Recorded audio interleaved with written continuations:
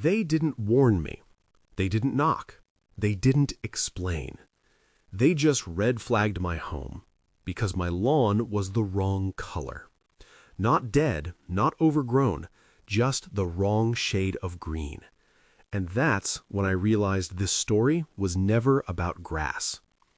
When I bought this house, I believed the same thing most people do. Follow the rules, pay the fees, stay quiet, and you'll live in peace. That belief lasted exactly one HOA notice. The letter was taped to my door like a citation. No greeting, no signature, just authority, speaking without accountability. Your lawn color does not meet community standards. Immediate correction required. No rule number, no reference photo, no explanation of what acceptable even meant. At first, I laughed. Then I checked the handbook. Every rule was there, down to how far trash bins could be from the curb, fence heights, mailbox colors, holiday decoration timelines. But lawn color? Nothing. That's when the laughter stopped.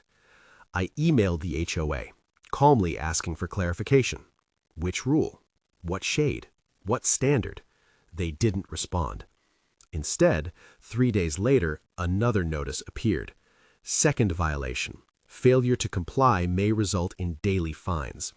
That's when confusion turned into concern. Because fines don't wait for answers. They don't care about logic. They just pile up. Neighbors started acting differently. Smiles turned into quick nods. Conversations ended when I walked past. One neighbor leaned in and whispered, "Just fix it. The board's been watching your house." Watching a lawn. I requested a formal HOA hearing, something most homeowners never realize they can do. And suddenly they responded. The emails became colder, more official, less friendly. At the hearing, the HOA president finally explained the issue. My lawn was too vibrant and visually disruptive to the neighborhood aesthetic. Too vibrant. Let that sink in. I asked a simple question. Can you show me the rule that defines an approved lawn color? Silence. They talked about intent, about expectations, about what the neighborhood should feel like. But expectations aren't enforceable. Rules are. And that's when I did something they didn't expect. I brought evidence. Photos of neighboring lawns, greener than mine, brighter than mine, patchier than mine. None of them had violations. The room shifted. Board members avoided eye contact. The HOA attorney stopped taking notes. Because once selective enforcement enters the conversation, everything changes. They called for a recess. A week later, I received a letter. Violation resolved. No apology, no explanation, just quietly dropped. That should have been the end. But it wasn't. Because after that, neighbors started reaching out, one by one, quietly.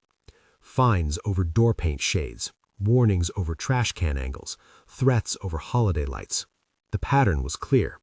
If you questioned fees, if you asked for transparency, if you didn't immediately comply, you became a target. HOAs don't always enforce rules to maintain order. Sometimes they enforce them to test compliance, to see who will fold and who will push back. Most people pay the fine. They change the lawn. They stay silent. And that's why it works.